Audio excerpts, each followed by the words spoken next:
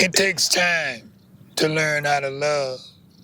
It don't just fit all the time like a hand in a glove, nor is it sent from Cupid above. It takes understanding, work, and time to learn how to love. Selfish and demanding, never misunderstanding, always misunderstanding. Won't do when you're trying to make one out of two. Love and understanding and honesty is the glue. Do me like I do you. In tribulation or jubilation, a relationship is a serious, serious situation that don't just fit like a hand in a glove, nor is it sent from Cupid above. It takes forgiveness and understanding. Baby, it takes work and time to learn how to love. It's beautiful. So, the first question I wanted to ask you is, when did you meet your wife? My grandma, in other words. I met her when she was 13. I was 17. She told me she was 16. And that's how we started. I met her walking down the street. And I was actually hitting on her friend because a friend had gave me a little play at a party one night. But she kind of liked the guy I was with. Yeah. And they was doing more talking, so I just turned to Shirley because she looked better than the other girl anyway. That part. And we started talking, and from that very moment, we connected. And what kind of solidified it was I used to hang out at this cafe, and I'd always had a lot of girls I'd bring in, and the old guy's pops. Mm-hmm. He saw us, me and her one day, he stopped us. He said, we had been going together a little while. He said, hey boy, he said, that's your soulmate right there. I say, yeah, Pops, we was thinking about getting married. And Pops said, you already married. When you met each other, you was married. You just going downtown to give somebody some money. Preacher some money. So that's where we started. And we did everything together. You know, we had a rough life. You know, we were on drugs together. When we started together, when I got off of drugs, wherever I went, I stopped using, she stopped using. So we had a life of understanding. What do you think the culture around marriage was like in the early 50s and 60s? It was very important. It was very, very important. Because at that time, when I was born, my mother wasn't married. And so that's how I got the name Hamilton. My name is really Castile or Smith, Anthony Castile Smith. And that's how I got the name, because my mother didn't want people to know that she had a child out of wedlock. So that was very, very important. And I still think it's important because if you go back in all of our culture, African culture, the Egyptian culture, Ethiopian culture, the deepest and oldest countries there, they all have a marriage ceremony. And that ceremony is very, very serious. However you do it is very, very serious because you're making a commitment to someone in public. Right. For everyone to see. And for the girls to get back. Leave him alone. Men, leave her alone. She's married. How important is it like respecting people's marriage? Because in today's culture, my generation, a lot of them don't care. If they have a boyfriend, girlfriend, wife, husband, they don't care. They'd still do it. Well, that's a terrible thing to be doing because there's nothing like a family. There's nothing like your own children, or even if it's not your own children in your life. It's very serious. It's nothing to, take lightly, but most of it today is sex. And it's coming from both sides. sister's got her titties out and They don't want to hear it. They don't want to hear it, Papa. see through this and see through that. They don't want to And hear it. bruh is that's all he's looking for is a lay. Facts. He's watching booties and titties. That's his whole you know, when he looks at a woman, that's where he's coming from. Because that's where she seems to be coming from. And that's terrible because you can't live without family. I mean, even if you was born in an orphanage, there was someone that became like your family. So there's nothing like family. And this generation has lost that concept. And it's not good at all. So that kind of actually leads into the next question that I wanted to ask you. What did your parents think about you guys' relationship? Because the last time I asked you about this, the one who your mama and your father wanted you to marry ain't necessarily who you married. No. I had 2 girlfriends when I met her. And I thought, like all old men said in the cafe, keep you a good wife and a good woman. And so I kind of had that concept, that I really wasn't doing nothing wrong. This is just the way it went.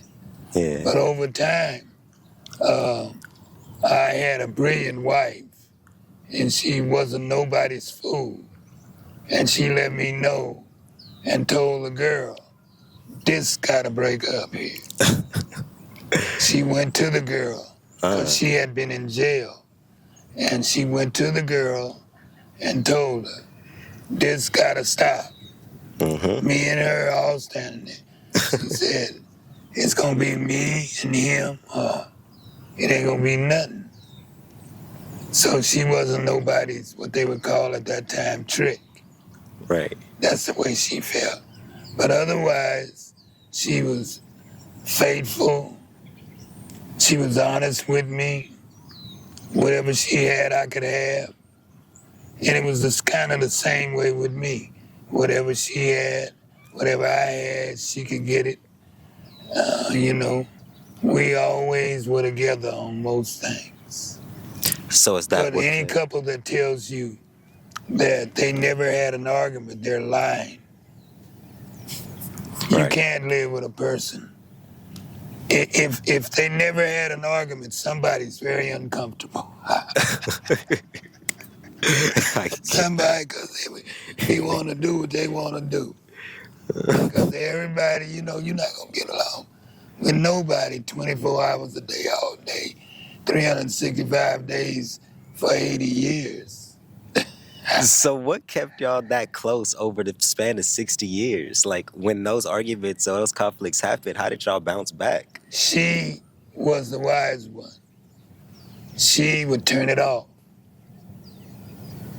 She knew how far I would go. She knew me and how far I would go trying to make a point. So she'd cut it off and come back later. She's coming back. So, but that's how, and we've lived like that all our life. Whatever she did, I did. Whatever I did, she did. And, we always tried to breed a family. That's what we wanted. And we did. Can you explain what the system is that's over black men right now? Because it seems like you had a very successful marriage. A lot of us are struggling right now, and the court systems, broken households. Are you familiar with that scene? Yes, I'm very familiar with that scene. It's been going on a long time. When I was a young boy living in Watts, if you wanted to get welfare, you had to put your daddy out. He could not be at the house. That's so. They didn't encourage, trying to make him go to, some type of counseling. But to save this very sacred thing, even the courts looked at it as sacred, in a sense. but it was very serious. So, what was your question again? What do you know about it? You know, how it Oh, exactly I'm is that? watching it, what it's doing to young men. Yeah, how is that It's, destroying us? well, it's making them hate each other. Right. And it's giving her a stick to hit him with. And this stick is really destroying the family, the togetherness of the children. It's nothing new. If they found, when I was a boy, if they found a pair of men's socks in your house, and they could come at any time, they just bust down the door like, knock on the door, we would like to come in, and look in your house to see if you had any men clothing, or was there a man there. If it was, you lost your wealth. If they found clothes, you lost your wealth. So that's sort of the way it was. So what are they doing, or what stick does the man have in this situation that's making her put the money and the welfare over having him in the household? Isn't that Because kind of she a choice? needed. She does need it most times. But it's such a vicious procedure for her to get it. And it's not that she don't need it. She's taking care of the child. But that could be done in another way and many other ways. Besides taking the man's license. And maybe he's not working, he can't drive to a job. He can't search for a job other than online. And his bill is getting bigger and bigger and bigger. Every month it rises, and it's put aside, and he's going to have to pay that later. So it's just like the young kids getting out of college now with a $10,000, I got $100,000 in student loan debt. see, Think that it's is 10x kind of that. ridiculous. It is almost $1,000 a month. Yeah, yeah. So It's ridiculous. It's but literally a that's binge. making you have to work for them. You can't start on you. Right. It's a lot. So, but sisters need to, and brothers need to figure out a way where you don't tie them up like that.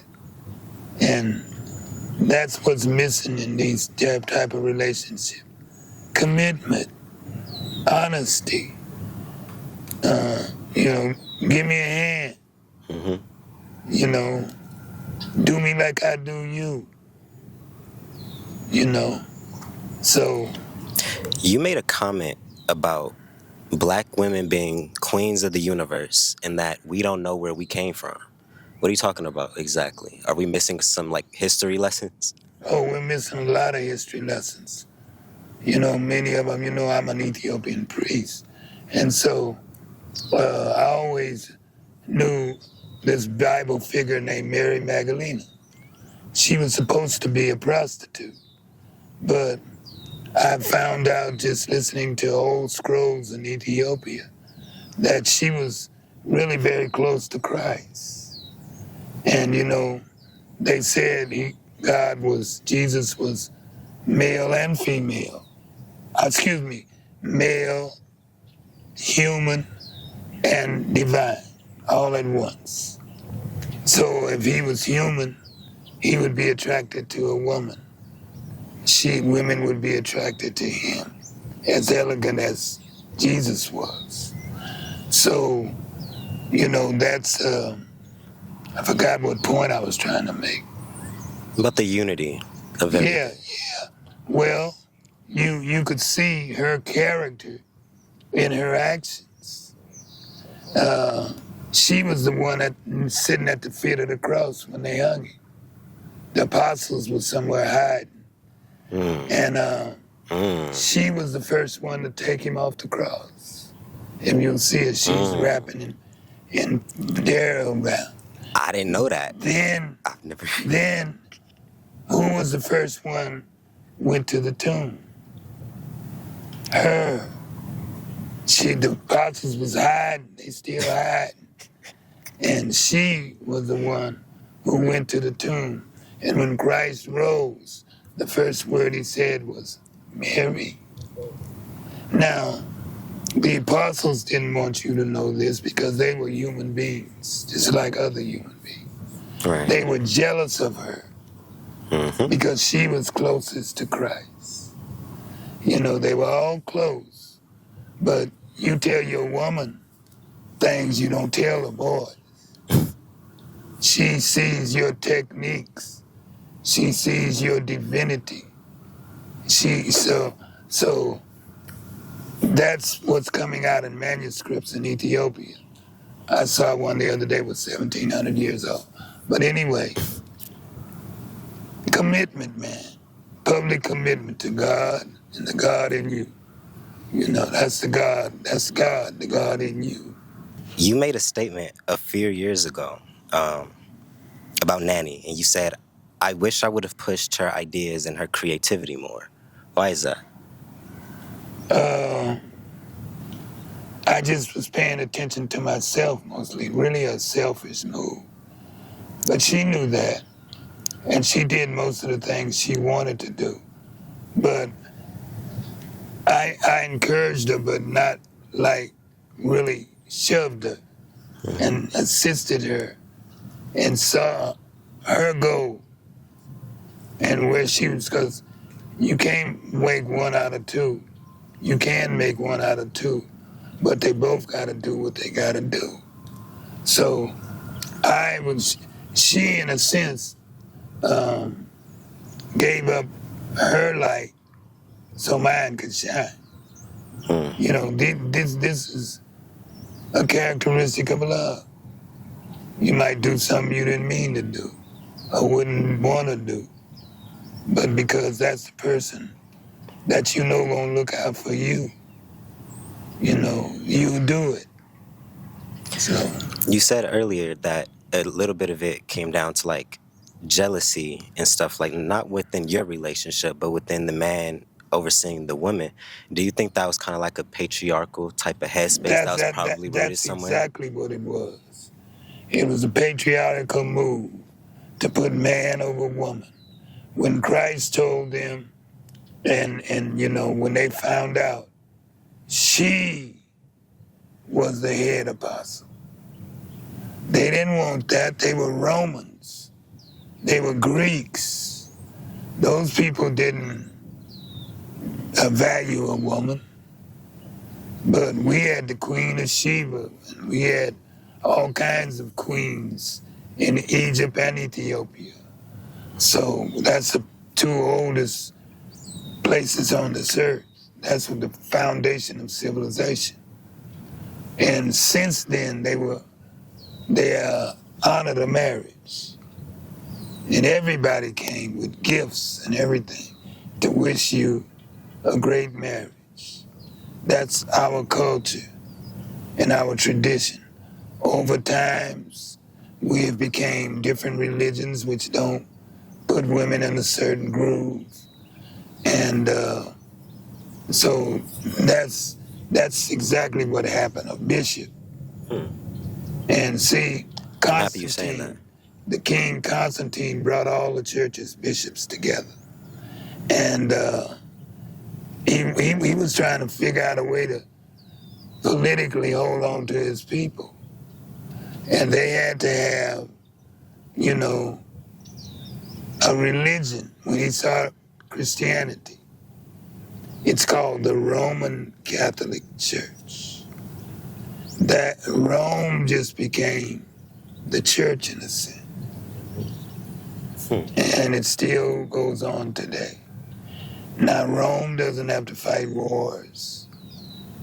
His members will. Wow. You see, and this is why I'm happy I brought you on too, because you have the perspective of what's going on. I felt these things, and I was trying to articulate them, but I didn't have the bird's eye view to actually, state the facts behind what I was feeling. So thank you for saying that. That's Yeah, very man important. wanted to always dominate woman. But in Africa, it was equal. The queen could be as mighty as the king. And behind every king was a queen, Right, exactly. you know. What advice would you give for people who know love is real. Like they understand these type of principles, but they're scared to open themselves up again because they know the environment that we're in. What advice would you give to those feels like they're just like Well, lonely souls? that is to learn to practice love. You know, you love this grass we're sitting on. I do. And I love the vibrations that are coming from the earth. I love that beautiful tree right there. I'm into love. And there's nothing greater. I don't care what it is. Some pineapple cake. It's nothing sweeter than love. That's what the problem with the whole earth. We hate each other. We're jealous of each other. We're trying to get ahead of each other. We have no feelings for each other. We have no commitment to each other. Other than you got some pretty legs, girl. That's Right. where we're at. And if you don't search for someone that doesn't have that same attitude, you gotta take time to learn how to love. That's what I say. And that comes from studying each other, asking questions of each other, aware of each other's feelings, aware of each other's dreams, and hoping you can fulfill theirs and they can fulfill yours. Because most men don't really want much, Yeah. but another woman. You got the kicks. You know. How, as a man, how do you navigate apologizing without your pride within the way? Like where you're like, Pride has nothing to do with an apology, man. If you wrong, you wrong. It either is or it ain't. If you wrong, you wrong. You know when you wrong. Don't nobody have to tell you. Well, you can't add humiliation to it. That's on you, man. But that apology still needs to live. And how do you navigate forgiveness? Like, when was the last time you had to forgive your wife? When you was like, wow, I really don't want to, but I know I have to in order for this relationship to go forward. We had to do that a lot in life. We were street people, and we were always making instant decisions. And sometimes, she was the type of wife, if she see it needed to be done, she gonna do it. If you don't, she gonna be done it. And, she knew I was silly with money. So we had a thing. I'd come in and give her the check, man. I knew I was a damn fool, but she could make money. She would always figure out something, And I be done gave up. I don't know where I'm gonna get this money. She ain't never giving up. She's gonna continue. So we were complimenting each other, in a sense. That's wow. That's what you gotta look for, to compliment each other. To desire what they desire for themselves. Not giving up your desires if possible. But my wife did. In a sense, Do you think by her doing that, that could have possibly been the reason why you guys did stay together in the ways that it was? Because it was a Well, she knew me before I knew me. That's what I'm trying to tell you. I knew a lot about her. But you got to remember, if you see a monkey in the zoo, the monkey's looking at you too. You know what I mean? So we were looking at each other. And that's what we're supposed to do. It's beautiful. And just because a person go down the wrong street, you see if they gonna get off that street. Now, you can't go and get hit by a car like she might, or he might. But, forgiveness can only go so far. I done forgave you 49 times. So at some point, wrong here. at some point, level of self-accountability has to kick in. That's right. I get it. I get it. And So, you can't make yourself out of a fool. what do you mean? You see what's happening. This ain't working. You know, you don't hide from it. You see if you can solve it and let the other one go. You know, without hard feelings and mad at you. Call the county on you. Tell them you need more money than that. You know, I get it. So, in other words, kind of don't be afraid of the rejection. In other words, in a of sense. course, man. Rejection doesn't have anything to do with you did this. And you need to say, I'm sorry, man. Don't add that to the thing. That's on you. That's right. Grow up. You know, it's not always going to go the way you want it to go. That's true. That's what forgiveness is about. You know, forgiving something you don't really know a lot about sometimes. And it might be painful. So, you know, you got to add all that into the,